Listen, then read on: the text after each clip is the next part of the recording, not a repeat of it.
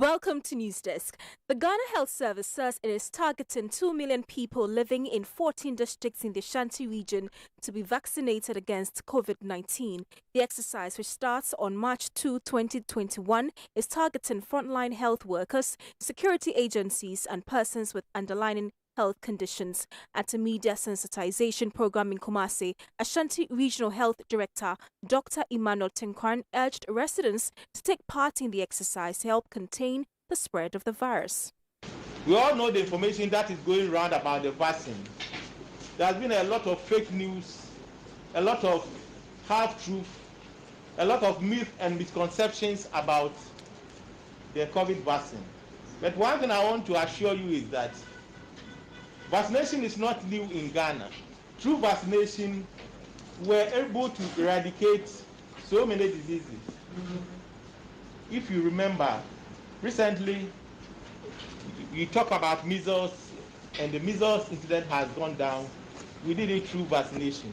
We've also vaccinated so many people using the yellow fever vaccine. The way vaccines are manufactured, the way they act, and other things is the same.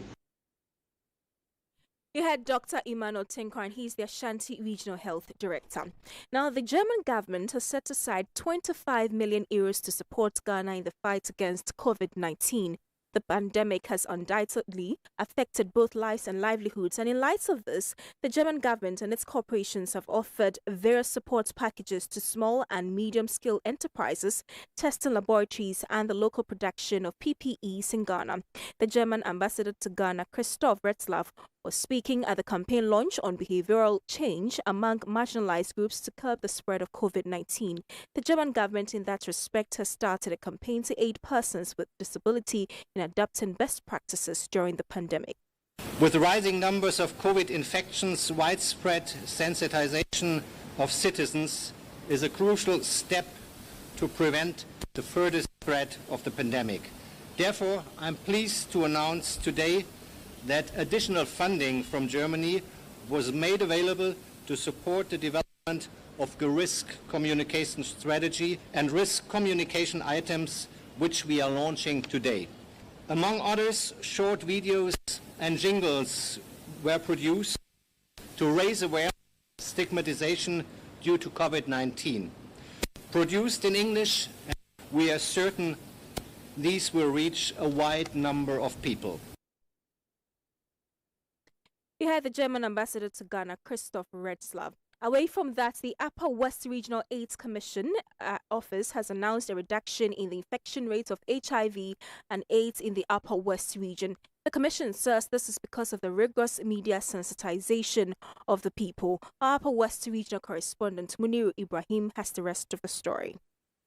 Per data from the Upper West region of the AIDS Commission, there has been progress towards UNAIDS 90-90-90 target for prevention and treatment of HIV and AIDS from the Upper West region. In the 2019 national estimates and projections, the Upper West regional HIV prevalence is 0.72%, slightly down from the previous prevalence of 0.83% in 2018. There are an estimated 3,657 people living with HIV in the Upper West region, with 214 new infections and 145 AIDS-related deaths in the year 2019. Regional Director for the AIDS Commission, Dramani Yakubu, has hinted that the reduction of the infections rate can be traced to vigorous radio campaigns, outreach programs, among other mitigating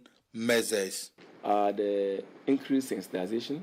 Your good self, when you were here, we used to use your radio stations to do awareness creation. We do rigorous condom promotion. We go to the schools, secondary schools, to sensitize them on HIV. And also we do HIV screening at major festive events. Out of the 11 MDAs in the Upper West region, the Nodorikelu district has been placed on top of the regional prevalence rate for 2019.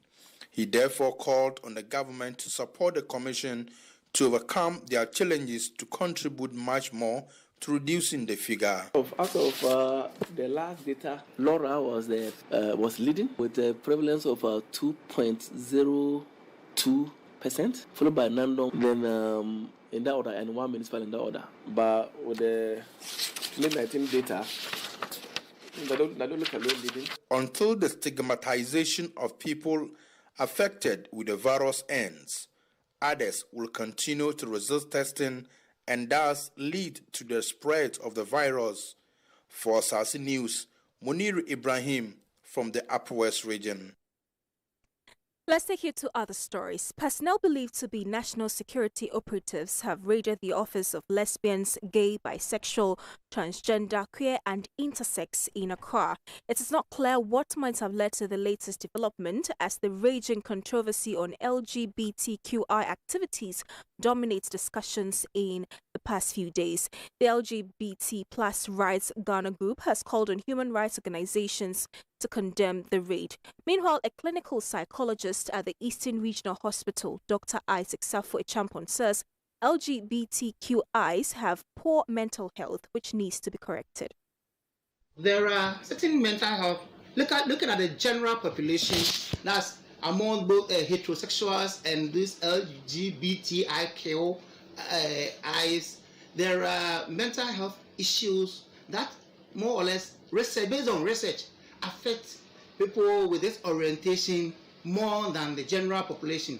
Generally, such people, they have poor mental health, which need to be corrected. For instance, they suffer more from depression than the general population. Also, generally, they also have this low self-esteem because there is this problem of they fearing coming out. So to come out, that means that people may see them and they'll be looking at them with certain kind of eyes. You had the Eastern Regional Director, a clinical psychologist rather, at the Eastern Regional Hospital, Dr. Isaac Safo Echampon, and the news desk. My name is Jaima Apia. The Big Bulletin continues.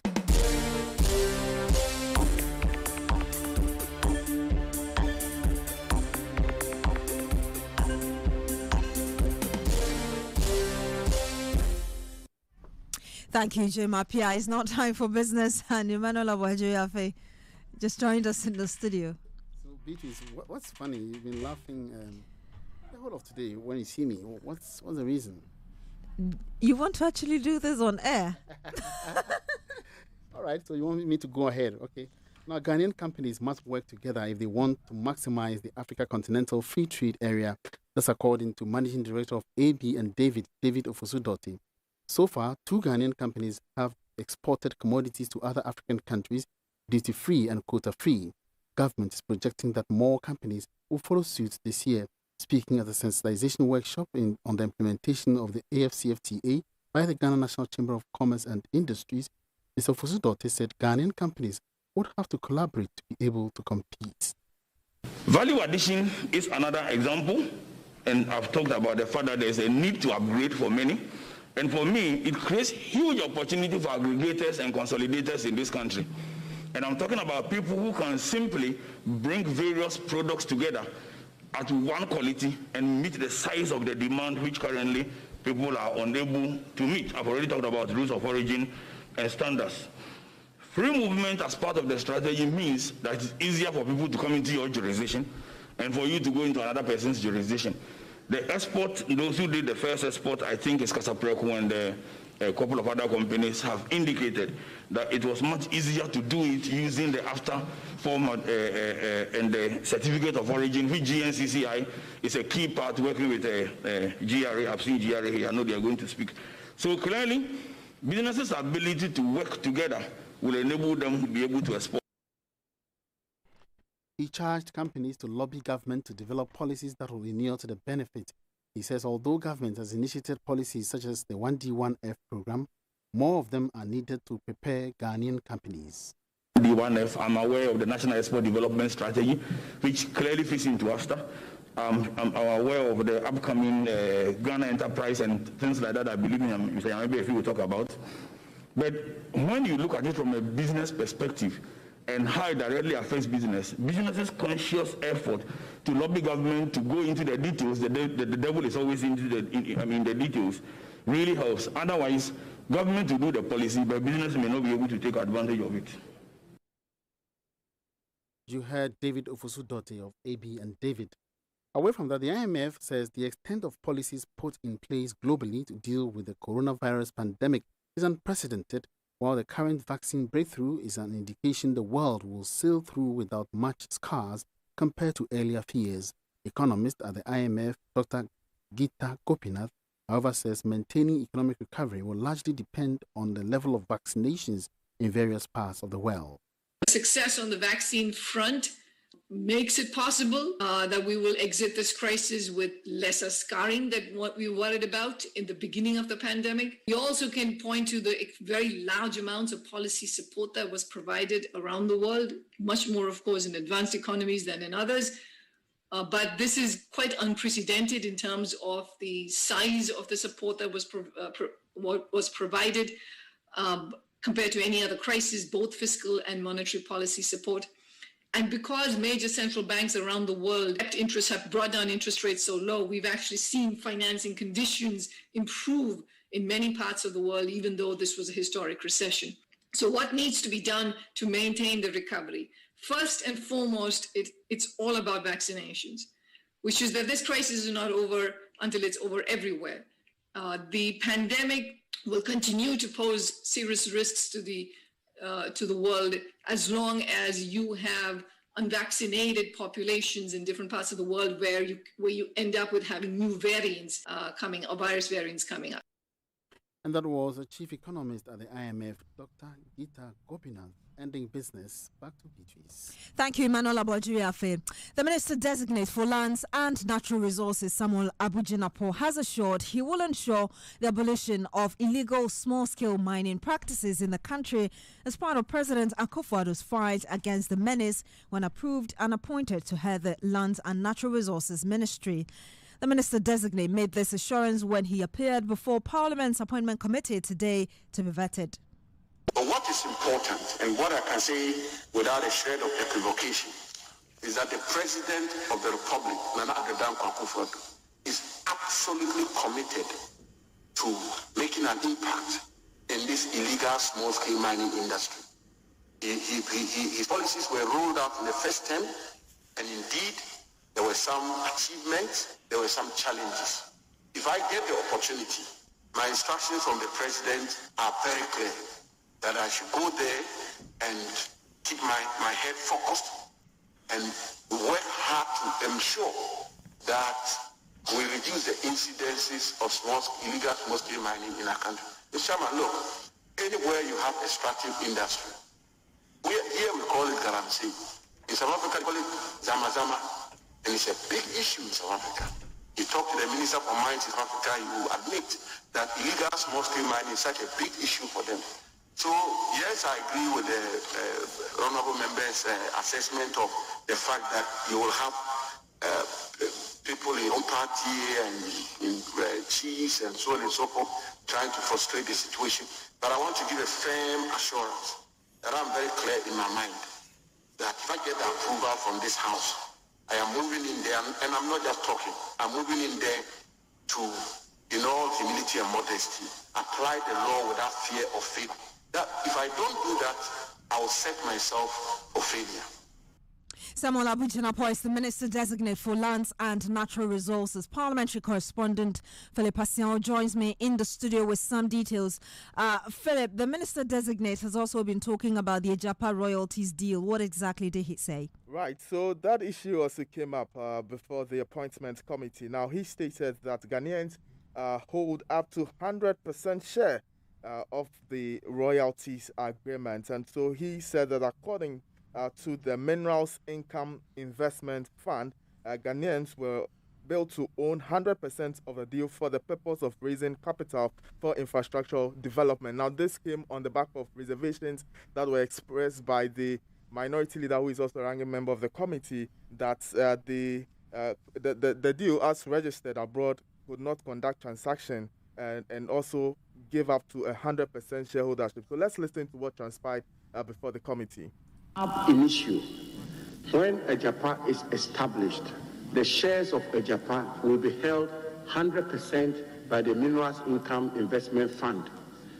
Of course, it's a fact that Ejapa as a special purpose vehicle, or if you want, for want of better expression, as a subsidiary of the Minerals Income Investment Fund, will float part of its shares on the stock exchange for purposes of raising capital for infrastructure development. That absolutely is not in doubt.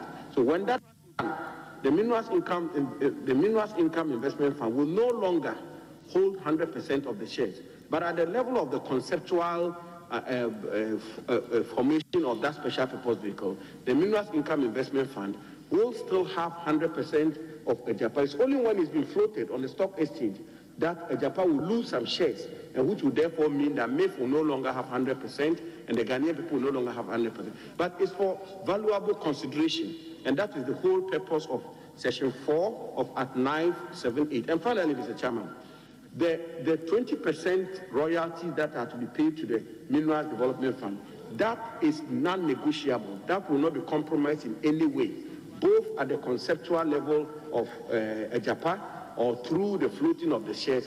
The Minerals Development Fund's 20%, that one is sacrosanct. That will not be tampered with. Chairman, as I said, I don't want to engage in debate with him to speak to official record. That's why I requested for the Hansard. And for the record, yes, the interest in the Mineral Income Development Fund is 100% wholly government owned. But the Ejapa, as was registered to conduct transactions abroad, was not to hold 100%. Ultimately, was not. Ultimately, that's not it. Okay, so the Minister Designate for Railways Development, John Peter Amewo, is also currently being vetted now. What points has he made? Right. So a number of issues have come up, and I must say that aside from issues relating to the railway sector, for which he's been talking about his vision to have it transformed to ease the pressure that currently is on the road sector and would also have impact on other sectors of the economy, and then also the level of railway infrastructure that the first term of the Nanado administration was able to roll out and what he's in there to do as well. But I must say that his former life, and when I say his former life, I mean the previous office he held, that's the Minister for Energy as well as Minister for Natural Lands and Natural Resources, have also come to bear before the committee. For instance, there is the issue of the excavators that were alleged to have been missing. So he's been setting the record straight. He says that he ordered for the withdrawal of some 500 excavators from site because the plan was to detach the companies that were hiring the excavators from the mining companies themselves, because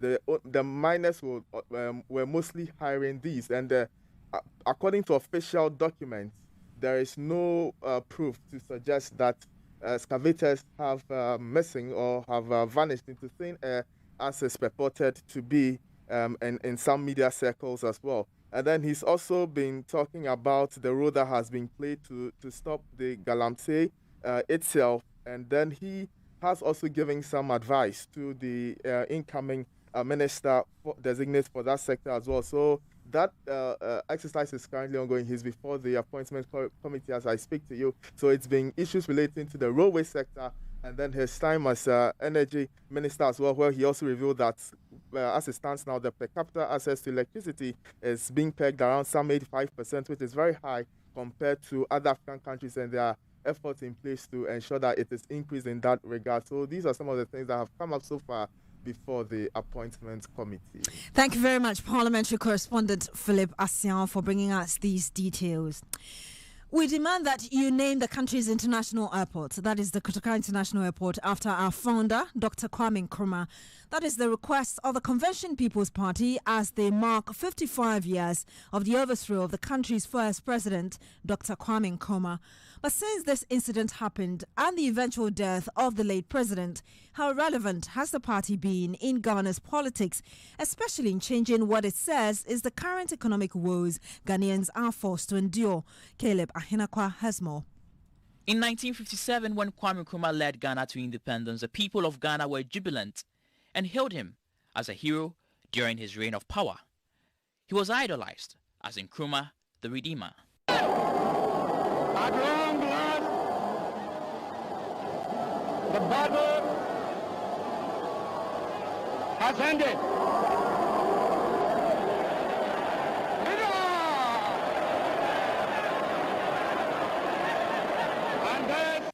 On February 24, 1966, Ghana's first Prime Minister, Osagyefo Kwame Nkrumah, was unconstitutionally ousted from office through a military coup d'etat while he was on a peace mission in Hanoi. The coup was launched by the National Liberation Council with a code name Operation Cold Chop. Nkrumah was reportedly forced into retirement the army's most senior officers. It was this action, more than any other, according to then Major Efifa, that led to the military police coup that overthrew Nkrumah on February 24, 1966. Only the Presidential Guard put up a brief resistance, and within 24 hours, the coup was over. Nkrumah's statue outside Parliament House, which proclaimed him the founder of the nation, was battered to the ground and smashed into pieces. Major retired Agbeku Sejiafa, in an archived footage, gives an account of the early events. The day of the coup, they were not aware what was happening. He was in his house when a telephone rang. Who rang? It was Jinabawa, the one who was killed. His son, they always called the boy Captain. So Colonel said he was in his room when the boy rang around 1 a.m. or so. Colonel, some soldiers have come they have taken my daddy away. Then the thing sound alarm to him. So what, according to conversation we had, he said, what's happening? Then he got alerted. Not knowing those who are going to make the coup, they have already earmarked the people they are going to pick up, the people they are going to, kill before anything else. And Kanzaragu was also one of them, because he was the commander of the Presidential Guard. They are the fighting force, because they know without him, everything will be easy for them. The bars were jammed with celebrants the night after the coup. There were demonstrations of support for the new rulers, who styled themselves the National Liberation Council. Then when our vehicle overtake the ammo car just at the curve, then the fire started from Flaster House. In fact, look at the we have almost more than 10 vehicles, foreigners. First shot, those people at the top, they finished them within a minute. My commanding officer, the platoon commander, was shot by his hand. Then we started dropping from the vehicle. When the vehicle were moving, straight to the chin, back of the chest. We can't find our platoon commander to give us instruction. Our platoon sergeant, which was Sergeant Loso, she take over as a platoon commander and a platoon sergeant. She give us instruction to fire 111 into the Flaster House, because nobody knows what's going on. What impact has a coup left on the country and in Ghana's politics? Journalist and managing editor of the Insight newspaper, Kwesi Pratt Jr., says standards since Nkrumah's overthrow have deteriorated. Around us, it's all despair, it's all carnage. You come back so many years. Ghana used to be the main inspirator for all Africans everywhere.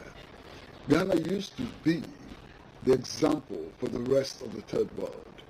We were the country which produced what it needed. We produced our own refrigerators, we produced our own cars, we produced our own television sets, There was an acceleration in expanding access to education and health and so on. Today, 60% of total national revenue is used to meet the remuneration of only 600,000 people out of a population of 24 million people. We're talking about 60%. Today, we have only 13% in our oil and gas industry. Today, we get less than 2% of the total earnings from mining into our economy. All the rest is retained in banks abroad and so on. All of our industries have collapsed. We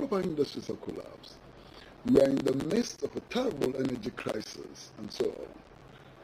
In fact, standards have so very deteriorated since 1966. For Asaase News, Caleb Ahinakwa. Let's now quickly find out the latest in entertainment. Andy Sepa is here. Right, so on entertainment today, we are taking you to Techiman in the Brongahafo region for a mind-blowing experience where 15-year-old Ignatius Treme exploits his passion in pencil artworks. In an exclusive interview with Asaase News, Ignatius disclosed he discovered his talent as an artist at the age of 5 and he derives his inspiration from his sister and some other celebrated artists. The following report has the rest of the story. Art is not a handicraft. It is a transmission of feeling the artist has experienced. This is a quote from Russian writer Leo Tolstoy. Today, we discover a young budding Ghanaian artist who merges designs and elements into modernist portraits with his pencil drawings.